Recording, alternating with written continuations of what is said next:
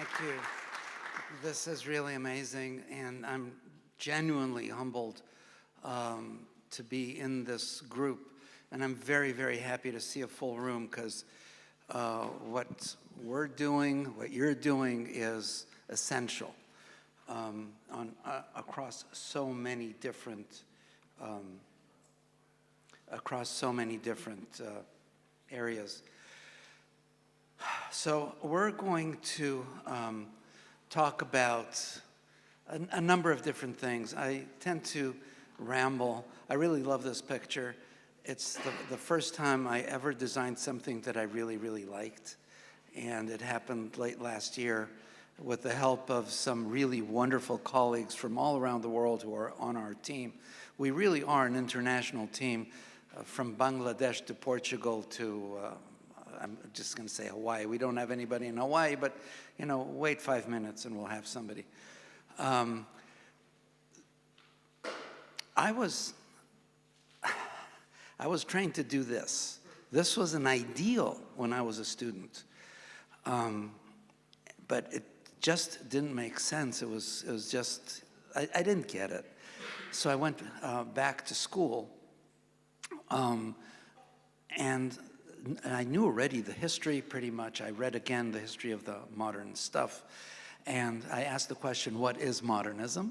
And I found out what I found out, and I had an intellectual conversion to the classical method, and then I started working towards being able to produce stuff like that with my team. I just wanted to say that what I learned in my PhD, which is quite a while ago, and it hasn't been published yet, is that there are 3 types of ideas that you can have in architecture, some which have no bearing on design, some which inform the design, and then there are the stylistic issues which tell you exactly what something's going to look like. These are ideas that underpin the modernist studio jargon and dialogue, but they're all from the 19th century. The most recent modernist idea is from 1865, form follows function. 1864 maybe, I don't know. In the traditional architecture, and much of it you see here around this building in this part of town, or in all of Oslo, there's this fantastic dialogue going on with all of these romantic ideas, and that is actually where we need to continue the dialogue, pick up where we left off, and I think that's going to be what I'm going to be focusing on later this year and next year. When I returned to practice, I started doing classical, traditional stuff, but I always sought the science. There had to be a reason. My mother was a biologist, my father was an engineer. I needed to find the scientific reason for whatever it was that I was proposing to others. If it didn't have a solid basis, I didn't feel that I could. And when it came to answering the question, why does this classical method work? I don't have available to me nostalgia. I don't have available to me any belief system. I don't have available to me some mythology. So I found the notion of how it affects the experience via the brain processing perception. And I at first discovered neuroaesthetics and the work of Richard Taylor and others, which goes back to the 80s, prior to fractal analysis, and then fractal analysis, which started explaining the process. This is essential. It doesn't mean that you don't need the orders. On the contrary, it explains why they work. And it gives you, as a designer, the freedom to use them in completely new ways within the classical discourse. Even more recently, I designed the extension of Grand Central Terminal back in 2001. It was just opened last December. Wayfinding, how do you find your way through a train station or an airport, which I also designed. when you don't have any cues from the architecture.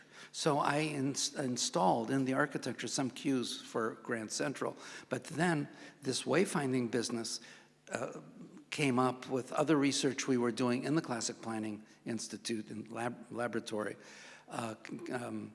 Kate Jeffries, she's into the memory thing. And memory and place are very connected. Then I discovered, I don't remember when, in the last 6-9 months, that hands are half the brain. They occupy half the brain. So this perception neuroscience covers the stable environment business. And then you ask, well, what about the mobile environment? And it occurred to me, I always go back to sitting at the mouth of our cave in Serengeti 50,000 years ago, looking out at the environment, because that's our natural state. And what do we see? So we have the stable environment. If a rock is moving, you're in trouble. If a tree is moving, you're in big trouble. But you have stuff that does move, people and animals, and you're for sure in trouble, because you don't until you identify what they are. So this identification happens very, very quickly in the brain. And the odd thing is that people and faces are identified in the same 80 milliseconds as buildings are. But modernist buildings are not identified. Modernist structures are not identified as buildings. So then the question is, what is a building? What makes a building recognizable? I don't think I need to answer that. What came up for me was, what do the eyes actually see? And I'm surrounded by young people, grandchildren, and so on, and I watch them looking at the world, and we thought at first that they're just vacuous looking. No, they are calibrating their brains to what they see and what people are telling them they see, because this is what they see, aside from color. It's just edges. That's what the eyes do. The rest is processed in the brain. Fast forward, I don't know how many millions of years of evolution, the first neuroscience experiment was based on the idea of truth, goodness, and beauty being a unity. Who here has heard of truth, goodness, and beauty as something? It's an essential. I might get to that later, but here's the first experiment. Here are folks who understood that they are a unity, and they said, well, what will happen if we'll design the absolutely prettiest thing we possibly can? There's not a single straight line in that structure. It's entirely designed to accommodate the conical lens of the human eye.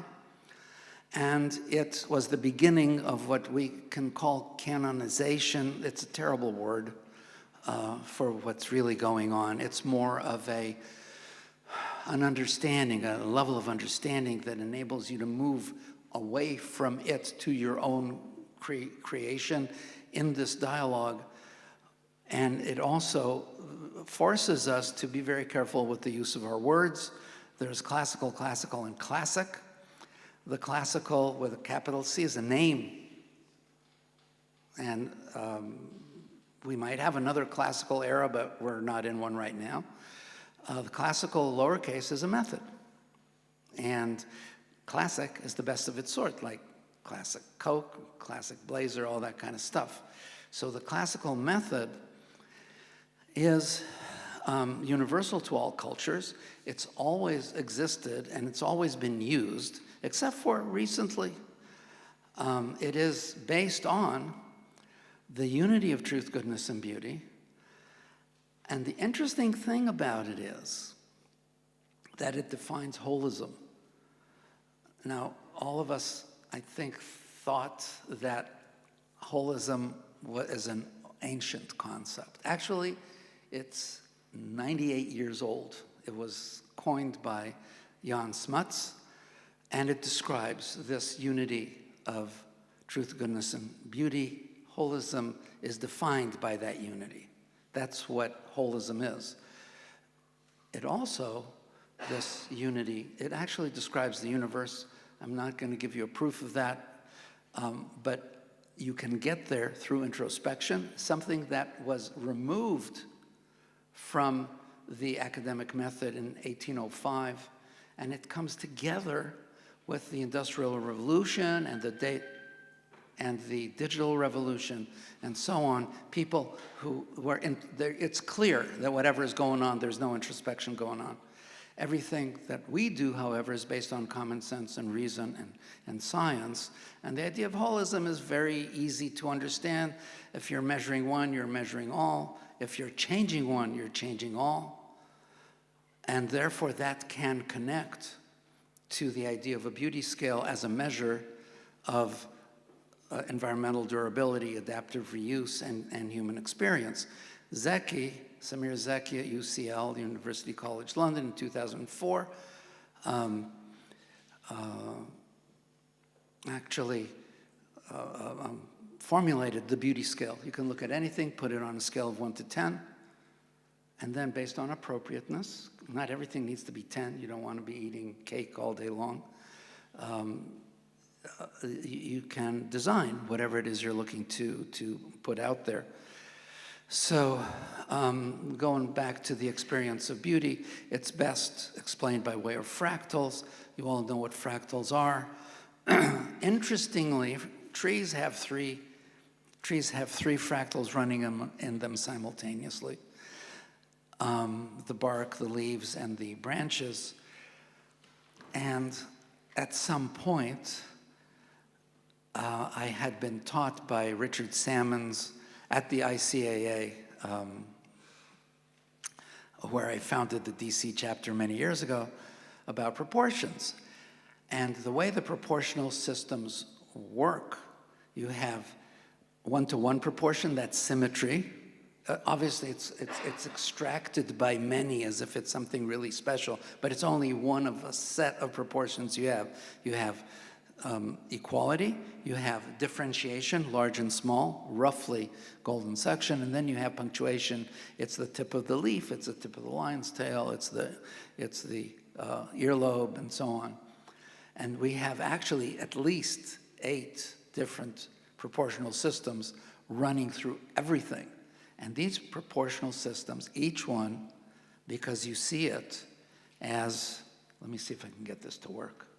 How do I do that? No? I want a light. Is it going to give me a... Oh, yeah, here it is. Okay. You see here, these are all self-similar at different scales. Okay?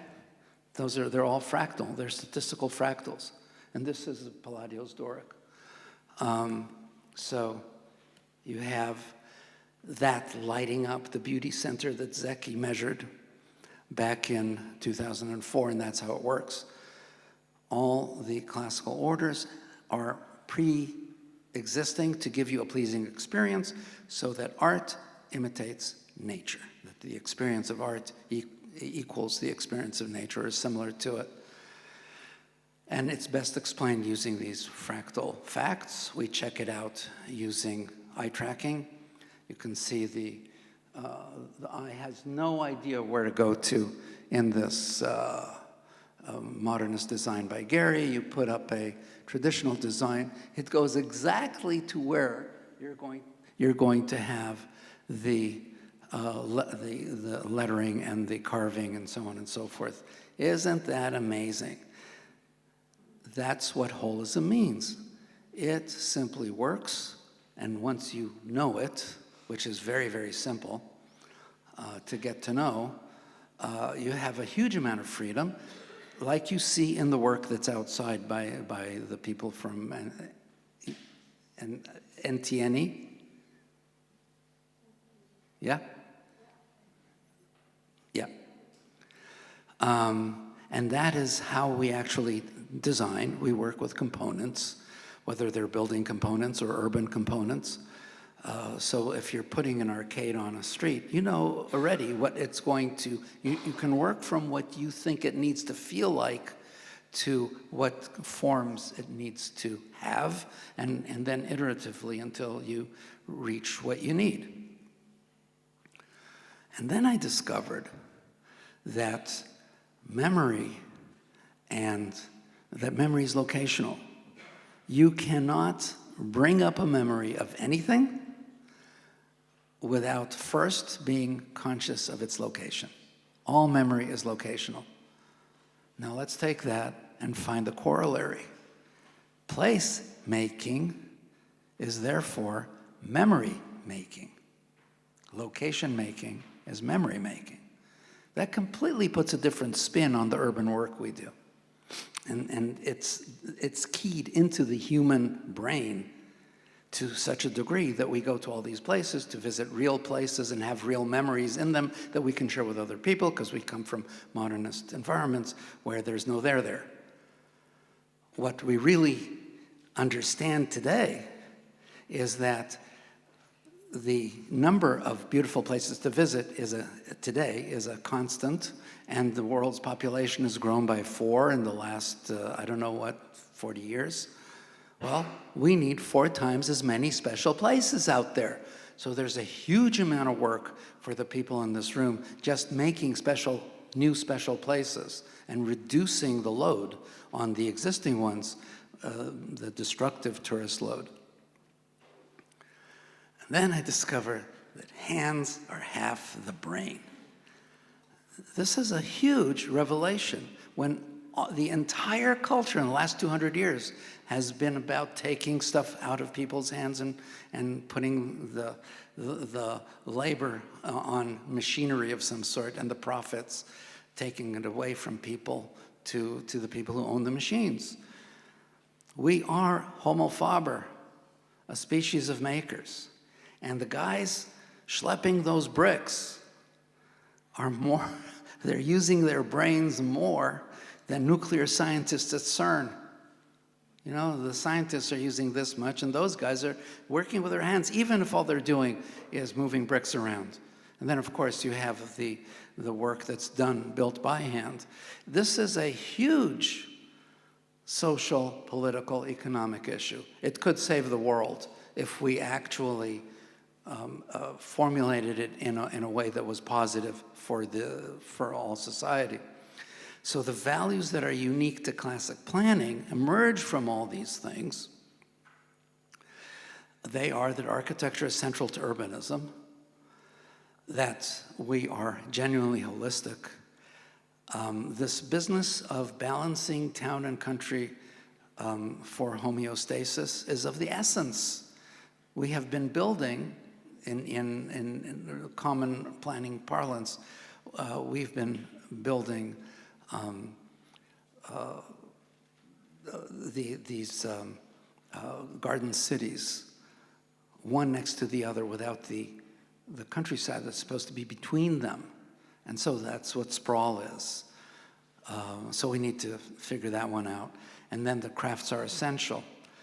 Getting to the mobility part, everything that's not attached to the ground somehow, mobile, is somehow processed by the brain as being animal, whether it's furniture, and that's why furniture has legs, and cars, which are processed as large animals, so that neuroception forces us into different town and country experiences in planning. So we need codes, different codes for those too. It shifts the AV program completely. We need to redesign streets, not for safety, but for intuitive driving and occupation of the street and stress reduction. And a safe street is where children can play. So classic planning is about applied science. It's wielding authenticity and beauty for durability and adaptive reuse. And I want to tell you briefly, how much time do I have left? 10 minutes. Really? Oh, okay. I wanted to share with you just a little bit about the Classic Planning Institute and then show you some of the work we've been doing. The Institute, because we are operating in a holistic environment, the Institute itself has to be built holistically. And this is very different from all the other institutions, academic, professional, networking, and so on and so forth that we have in our area. We are completely inclusive, open to all the other organizations as being part of the dialogue. We try to, in our STOA, we try to bring to the audience, the full community. In our academy, we teach architectural literacy. Studio does its work. We have a library project, which we have started, but it's going slow. And then in the laboratory, we've been very busy doing all this neuro stuff. So if you look at us as a building, you'll see the STOA in the middle, and the surrounded by the rest of the parts of it. But we insist on having multiple divisions holistically. You know, you measure one, you're measuring them all, and so on and so forth. We observe. And this is of the essence, and we're the only place that actually teaches this, except for the Institute of Classical Architecture and Art right now, that architectural literacy is the lingua franca of the built environment. It's basically like notation in music. Those of you who know how to read this stuff, look at this and immediately hear the music. And those of you who don't, see it as complex and what the hell is all this stuff? It turns out that it's based on a small number of simple rules. There are no 256 patterns of anything in the universe. There may be 3 or 4, and then they seem to recur in different ways based on certain arrangements of relationships. But everything has 3 parts, and you notice that this idea of top, middle, bottom, it's not 3 equal parts, left, middle, right. They're not equal. They come with information and really significantly important information. They are holistic. Everything comes in 3 sizes, small, medium, large. Your perception, your thinking depends on scale.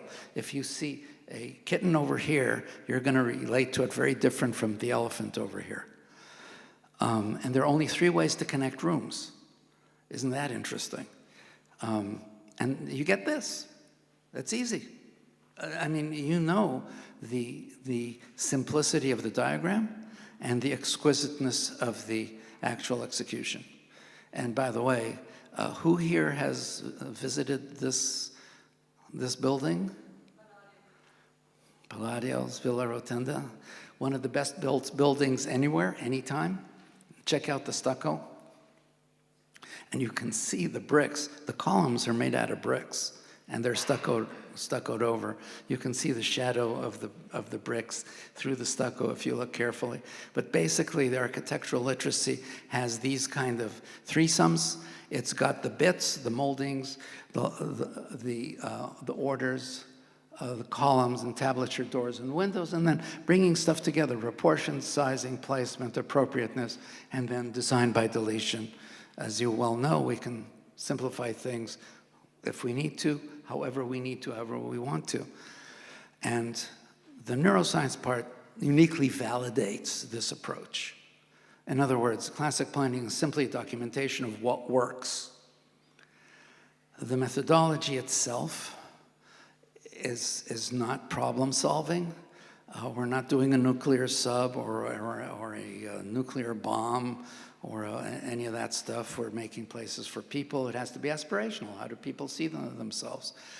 We use holistic armature plans. We have a way of looking at the environment through these holistic lenses.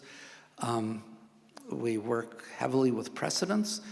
I like to say that we don't copy anything, we steal. And then the classic plan code is about 2 pages long. Urban codes today are 600 pages, form-based codes are 600 pages. What for? I mean, we're architects and planners, we're not bureaucrats.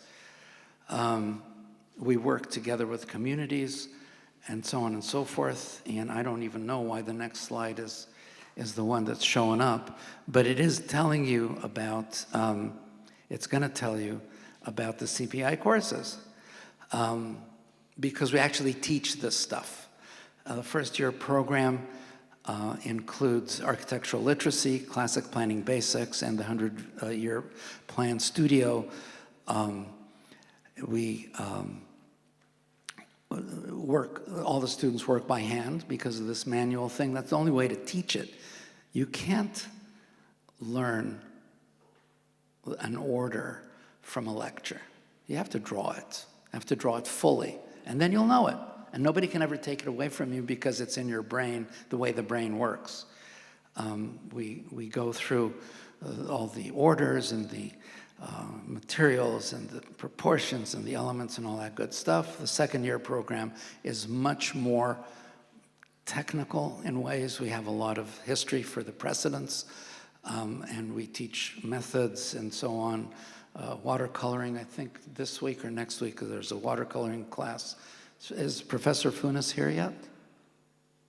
No, he'll be in later on. And the work is, it stands for itself. And it's no different from what is being taught at UVU, at Notre Dame, at NTNU.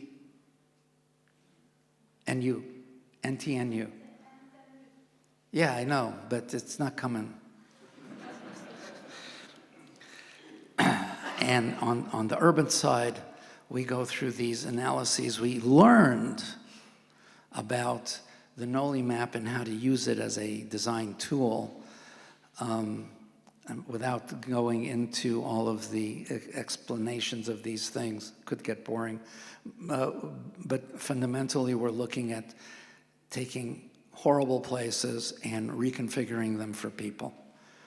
This is the Business University in Vienna, a particularly horrific assembly of structures. And the football stadium plaza in Amsterdam. People like our stuff. Even children love it. No, this. But anyways, we've been supported by wonderful people, including Millie Main. So how many more minutes do I have? 2 minutes, okay. Here we go. It all started with the Anacostia River Master Plan, which we took a mile-wide gash in the city. And this is what we did. Here it was. We emptied out all the crap, the freeways, and there's a whole bunch of underused parks. It's a flood zone. We narrowed the river to 500 feet, which is what the width of the Seine is. We simply stole the precedent of the Seine for a French city, Washington, D.C., French plan, and then completed the L'Enfant plan, extended it to the other side of the river, and creating a green plan for a green city, using the engineering understanding of the river walls of the Seine. I'm not going to go into that right now, but the point is, build it right, and it will always have adaptable reuse. Durability, adaptable reuse, and beauty all come together. Build it right. And it could look like this. One of the interesting things is, in terms of the process itself, is that we always start from an aspiration document. We don't ask people, what are your problems? They're always, unhappy families have different problems. Happy families are all the same. It's the opposite with cities. Unhappy cities are all the same. Happy cities are all unique. So we start with the aspirations. We ask people, what do you love? What do you want more of? What do you want you don't have? Those are the three questions we ask. And we did this with the City of Jerusalem Planning Department. They said, oh my God, we've never had a process like this. We're working on Jerusalem architecture stuff because they're going to hell in a handbasket from an urbanistic standpoint, but that might also be applicable in Gaza. And we get out of that urban design guidelines. It's easy to translate the aspirations into urban design guidelines in a very clear way.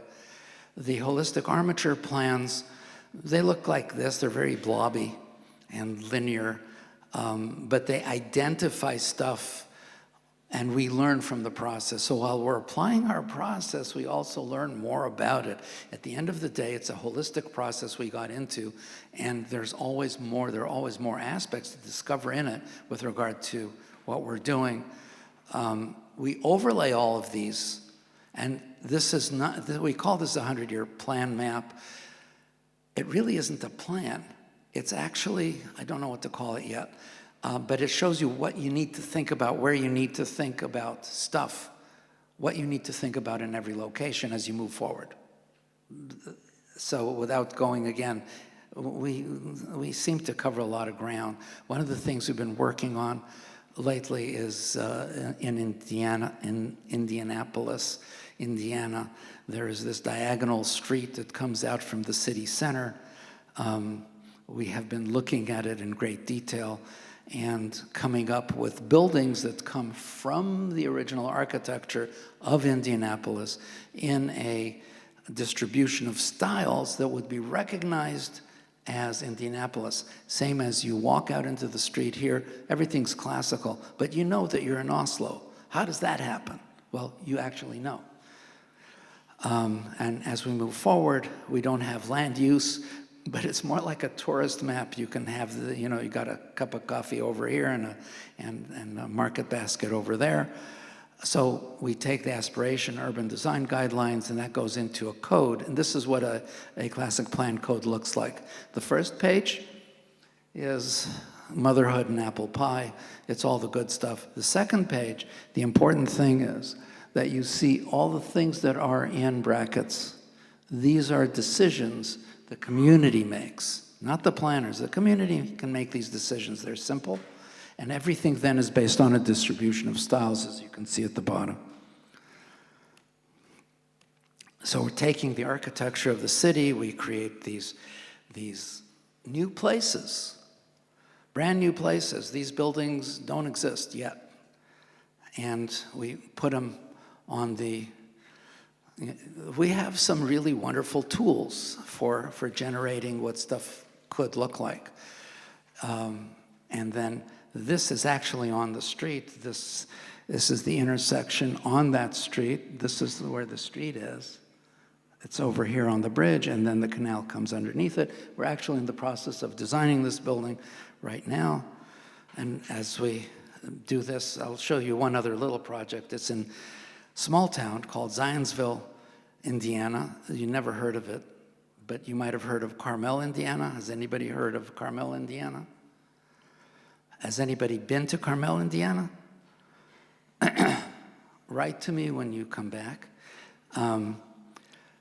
This is very different. Again, we're stealing architecture. This is a garage structure we designed.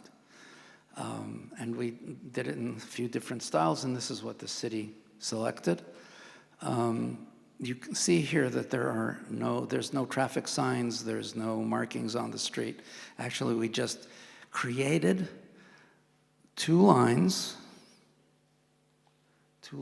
this edge, brick to black brick, and this edge.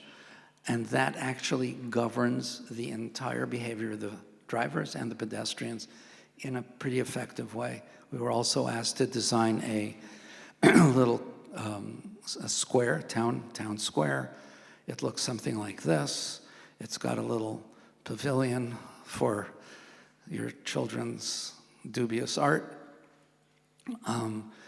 It's all about the community for market days, which they have there frequently, concerts, people playing on the grass down at the bottom, which also converts into a ice skating rink in the winter. I don't know why I keep on hammering on this neuroscience stuff, but apparently I was very impressed by it. The idea is that beauty is the key, that placemaking is memory making, that we need to design streets for people first, that we have to insist on skilled manual construction. I don't know how we're going to get there. That traditional design is not a personal taste preference. So it could be that the method that I sort of described here, I don't own it. I just documented some parts of it.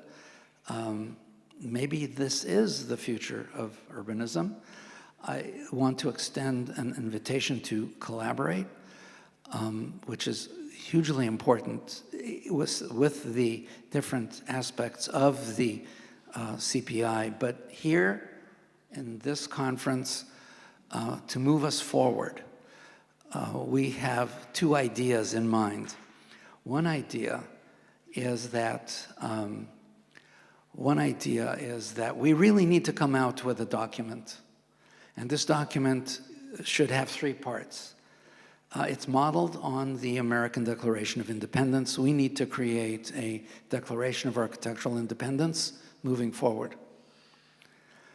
We need, for that document, a list of the modernist sins, what I call. In other words, we have been abused. Cities have been abused. Communities have been abused. Whole nations have been abused in terms of the built environment, and we simply need to end that. Number two is this Declaration of Independence. What will it open the door to? We need a constitution for the built environment. We talked about these things last week at the International Making Cities Livable conference. We're going to continue that conversation, and I want to invite whoever is interested in joining this conversation. And the last thing I want to say, don't copy, steal. We are going to, and I want every single one of you to save enough money to participate. I don't know how we're going to do it, but we need to do it. We need a CIAM, Congrès International des Architectures Modernes. We're going to take a boat from Marseille to Piraeus, and we're going to write a new Athens charter. We're going to stand on the rail of the boat. Everybody comes with their Corbu glasses, and we're going to toss them into the sea. So there is a future. Look at the person on your right. Look at the person on your left. You are the future. Thank you.